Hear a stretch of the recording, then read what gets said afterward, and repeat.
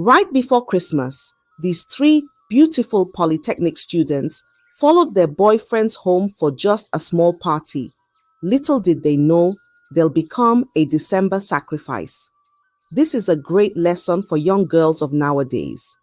Here's what happened. It was a quiet morning as usual. Mama Toba woke early, her heart heavy like a stone in a river.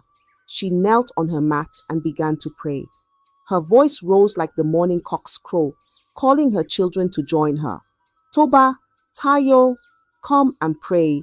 Toba, her beautiful daughter, who was in her final year in the polytechnic, knelt by her side. After the prayers, Mama Toba turned to her. Her voice was sharp and firm, like a mother hen protecting her chicks. Toba, listen to me. Don't follow anybody out today, no matter what, she said, her eyes as wide as the morning sky. But Mama, I don't... Toba began to speak, but Mama Toba cut her off. Don't argue with me, you hear me? Don't follow anybody out today. If they like, let them beg you or promise you heaven and earth. Say no. Mama Toba repeated the warning again and again, her voice rising like a drumbeat in the village square. Toba nodded, her head moving like a lizard on a hot rock. I won't, Mama, she promised, but her mind was already elsewhere. The morning chores were done, and Toba dressed in her neat clothes. She tied her scarf carefully, waved her mother goodbye, and walked out into the bright day. Her steps were quick and light, like a bird hopping to freedom.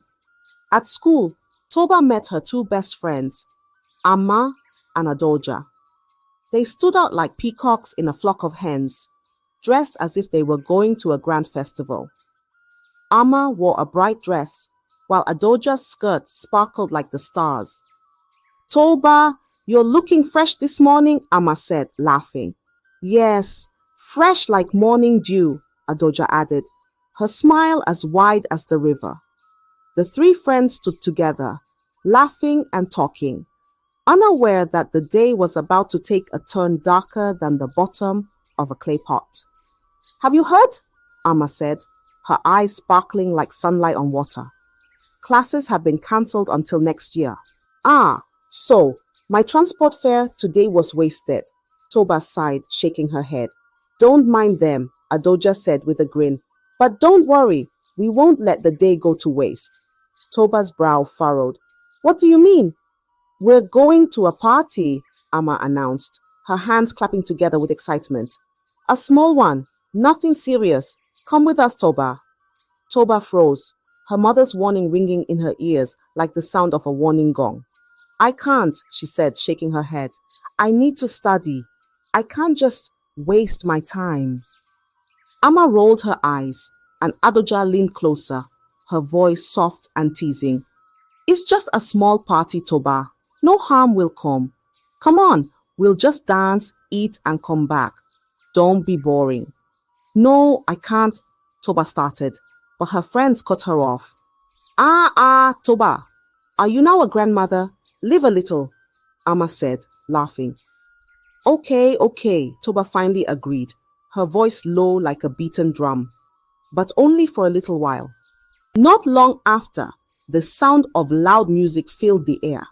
Danny, Adoja's boyfriend, arrived in a shiny car, the music booming like thunder. Raji and Faji, his friends, were with him, their grins wide and confident. Let's go, girls, Danny called out, his voice full of excitement. The girls climbed into the car, their laughter rising like birds into the sky. Toba sat quietly, her heart uneasy, but her friend's joy was infectious. The car sped off, the music loud and the mood high, as they headed toward what they thought would be a night of fun. The house was full of life, music blasting like the beating of drums during a festival. Laughter and cheers filled the air as people danced in pairs, their bodies swaying like trees in the wind. Toba, shy at first, soon found herself dancing with Faji, while Amma was paired with Raji and Adoja with Danny. The friends laughed and danced, their joy bubbling over like palm wine in a full calabash. After a while, Danny clapped his hands to get everyone's attention. "Friends, it's time for a special treat. I have something planned just for us," he said with a grin that didn't quite reach his eyes. Excitement rippled through the group as Danny led them outside. The girls, giggling and curious, followed as he drove them to a nearby hotel. The table was already set, with plates of steaming food and bottles of drinks shining under the soft light. "Eat, my queens," Danny said with a flourish, pulling out chairs for the girls. The girls ate and drank, their laughter echoing through the room like the melody of a happy song. Meanwhile, far away, Mama Toba sat in her market stall, her heart heavy like a sack of stones. Toba should have been back by now.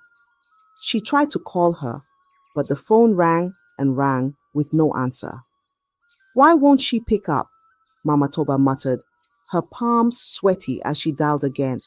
Her spirit was restless, like the wind before a storm. Back at the hotel, Toba's phone buzzed on the table, unnoticed in the noise and excitement. She didn't hear it. The music was too loud and the night too enchanting. But suddenly, the enchantment began to fade. Toba's head felt heavy, like someone had poured sand into it. Her vision blurred and her legs wobbled. She grabbed the edge of the table, but the room spun faster and faster. Amma slumped first, then Adoja. Toba fought to stay awake, but her strength gave way, and darkness swallowed her whole. When Toba woke up, she was no longer in the hotel. The air was cold and smelled of damp earth. She looked around and saw cracked walls and broken windows. They were in an uncompleted building, deep in the middle of nowhere. Her hands and legs were tied with thick ropes. She turned her head and saw Amma and Adoya beside her, also tied and unconscious. Fear gripped her heart like the claws of a wild beast. Where are we?" she whispered, her voice trembling like leaves in the Hamatan breeze. "Wake up," Toba whispered urgently, nudging them with her elbow. Her voice trembled like dry leaves in the Hamatan wind. The girls stirred slowly, their eyes wide with fear as they took in their surroundings. In front of them stood Dani, Raji, and Faji, their cheerful faces replaced with cold, emotionless stares. Behind them, an old man emerged from the shadows. His presence filled the room like smoke, choking and oppressive. He held knives of different shapes and sizes, their blades gleaming in the dim light. Beside him was a calabash, empty but waiting. "Do not shout," Danny warned, his voice low and dangerous. Toba and her friends began to cry, their tears falling like rain as they begged for mercy. But their captors didn't flinch. The old man's eyes burned like fire as he stepped closer, the air thick with the promise of evil. The room was silent except for the dripping sound of water from the ceiling. The old man stood tall, his eyes sharp like the blade of a hunter's machete. His voice, deep and strange, echoed in the darkness. "Pick a knife," he commanded, holding out the gleaming weapons. "Anyone who refuses will be flogged until their skin peels like yam." Toba and her friends cried harder, their sobs filling the empty space. "Please, we didn't do anything wrong," Amma begged, her voice trembling like a frightened bird. "Silence!" the old man barked, his voice like thunder. He motioned to Danny and his friends, who stepped forward with ropes in hand. The girls screamed and struggled, but the ropes held them tightly. The old man brought out a small black bottle filled with a dark, foul-smelling liquid. He poured it into a wooden cup and held it to Adoja's lips. "Drink," he said, his voice calm but cold. Adoya shook her head, her lips trembling. "No, please," she begged. But Danny grabbed her head, forcing the liquid into her mouth. She swallowed, her body shaking as tears streamed down her face. Moments later, Adoya's body stiffened, her eyes wide with fear. She fell to the ground, lifeless. The old man stepped forward, raising a sharp knife. With one swift motion, he cut off her head. Blood poured into the calabash like a river. And Danny and his friends chanted strange words, their voices blending with the old man's. Toba screamed, her cries piercing the air like a broken flute. "No! No!" she shouted, her body twisting in the ropes. "Next!" the old man said, turning his eyes to Toba. They forced the wooden cup to her lips, but Toba fought with all her strength. The bitter liquid burned her throat, but as it reached her stomach, she vomited it out. Again and again, they made her drink, and each time she retched, her body rejecting the poison. "She is strong," the old man muttered, his brows furrowing. He turned to Amma, who was too weak to fight. She drank the potion with trembling hands, her body collapsing moments later. The old man wasted no time, raising his knife and cutting off her head. Blood filled the calabash once more, the red liquid reflecting the flickering light of a candle.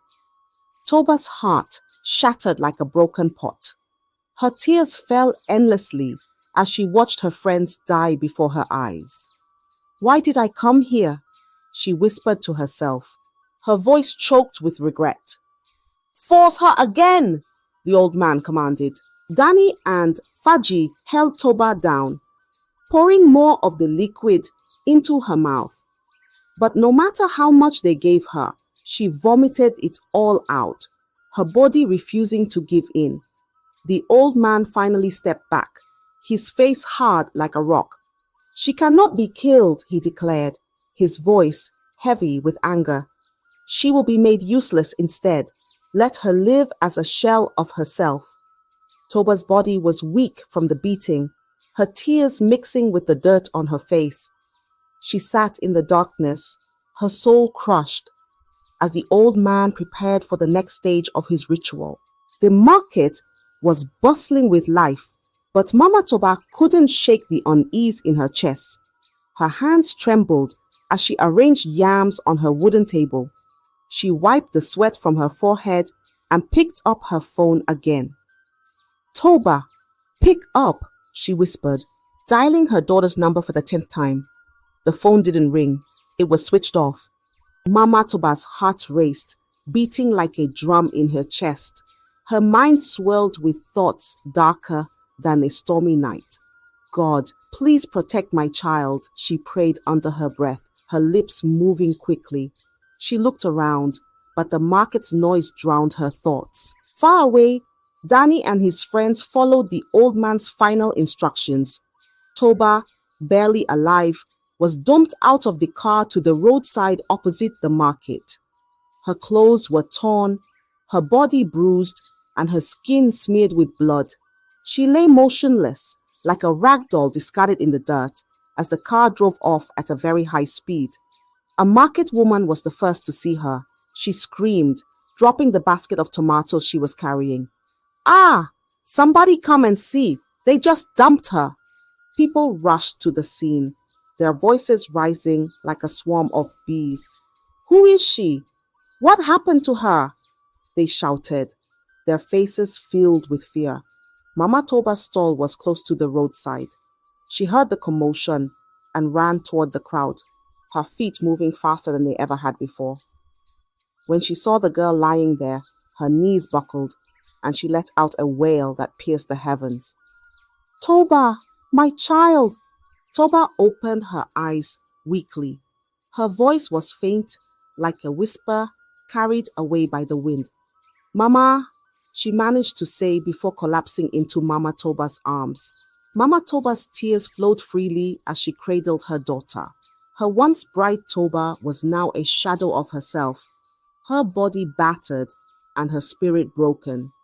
Without wasting a moment, Mama Toba lifted her daughter, her strength fueled by desperation. "Make way! "Make way!" she shouted, pushing through the crowd. She carried Toba straight to the prophet's house, her mind racing with prayers. "God, don't let my child die. Please, don't let this be the end," she whispered, her voice trembling as she approached the prophet's door.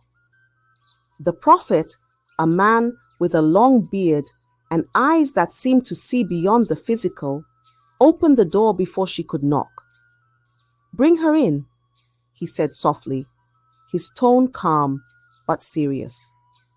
Mama Toba laid Toba on the mat, her hands shaking as she explained what had happened. The prophet nodded, his eyes scanning the fragile girl before him.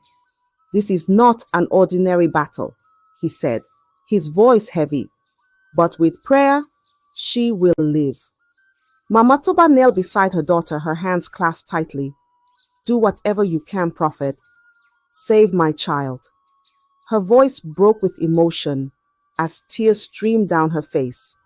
Outside, the crowd murmured, their whispers spreading the story of the bloodied girl found by the road. The market that was once alive with laughter and trade was now hushed with fear. Meanwhile, something even more terrible had happened somewhere else. After dumping Toba, the car roared down the dusty road, music blaring as Danny and his friends laughed like hyenas after a feast. "This December will be the best ever," Danny shouted, gripping the steering wheel with pride. Raji leaned back in the seat, a grin plastered on his face. "We'll have everything we've ever dreamed of. Riches, power, everything," Faji added, nodding as he sipped from a bottle. But their celebration didn't last long. Just 3 minutes from the market, the car sped around a bend, and out of nowhere, a massive truck loomed in front of them like a wall of doom.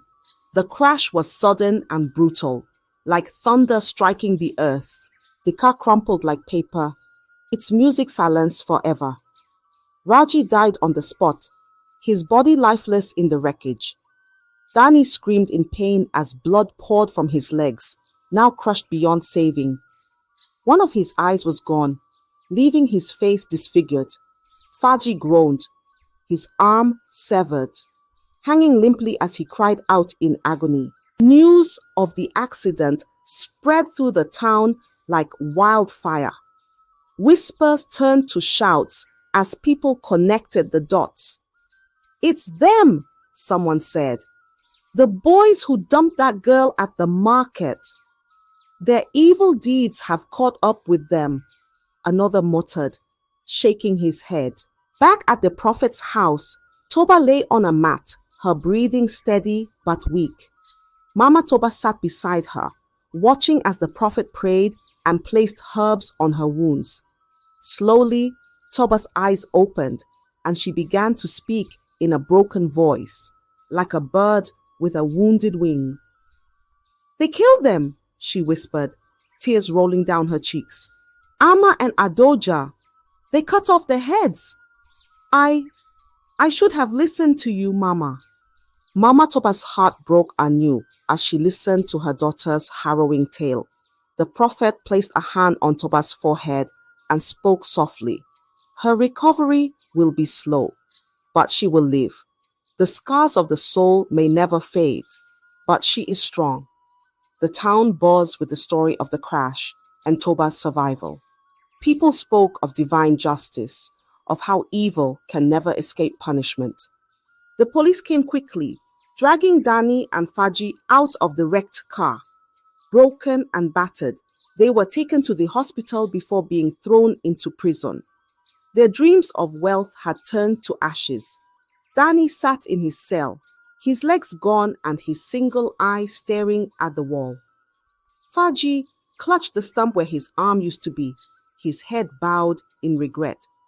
"Why did we do it?" Danny muttered. "We should have stayed poor." The once proud boys now faced a life of misery, their greed having destroyed everything. At the prophet's house, Toba recovered slowly. She could no longer walk without help, and her voice was faint, like a shadow of its former self.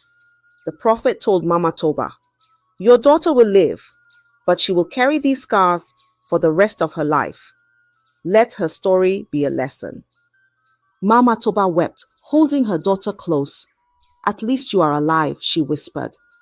The town learned from Toba's tragedy. Parents warned their children to listen and avoid temptations. Young girls vowed to be more cautious. Their laughter now tinged with the memory of Toba's tale. The December that began with joy ended in sorrow. Amma and Adoja were gone. Dani and Faji were ruined, and Toba would never be the same. Her story became a warning that echoed through the town. Be careful who you follow home. I hope you enjoyed the story. If so, please like the video, comment what you learned from the tale, and don't forget to subscribe to the channel for more enchanting tales just like this one.